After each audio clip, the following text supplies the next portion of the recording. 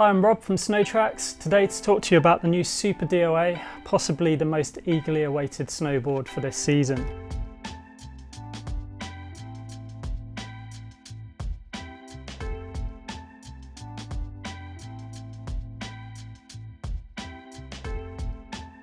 Where to start? Really devoted a lot of time to this board this season, just to test it, get a feel for where it sits in the range and who ultimately it's designed for. So I managed to ride this out in kind of very springtime conditions earlier in the season in peeler, and then ride it in a bit of powder and a bit of chopped up, varied conditions in May. Should have been the other way around, but what can you do? So plenty of time on this board to actually get to grips with where it sits. So it holds the same name as the DOA, but with adding Super on there. So I was a bit unsure if it really is a DOA or not, because it does feel very different. It sits at a hugely different price tag. But ultimately, yes, it does have that versatility with a kind of more freestyle feel that the DOA has.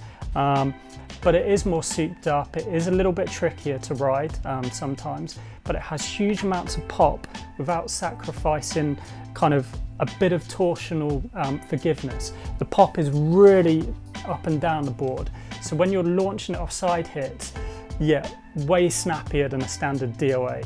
But also when you really take this thing at speed down a steep red, it holds on a lot better than the standard DOA. So for riders looking to go quicker, ride harder, this is the option really for them to start to take over the standard DOA. It doesn't quite have the same free ride capabilities as say your kind of Black Snowboard or Death or your Mercury, but in terms of if I was taking it into the park as well, yeah, hands down this has those licked. Yeah, haven't really focused on the tech. I think you'll see a lot of the 3D shaping. So they've milled out a lot of weight. They've used the lighter weight cord than you would get in a standard DOA. They're using a kind of carbon flax, which again just improves weight reduction, but enhances the ride and feel.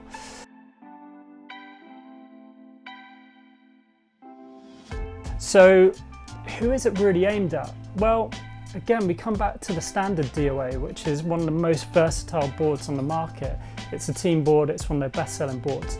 I don't think at the price tag that this is going to be their best-selling snowboard by any means, but for riders wanting the next step above a standard DOA, this hugely delivers. And can it share the name with the DOA?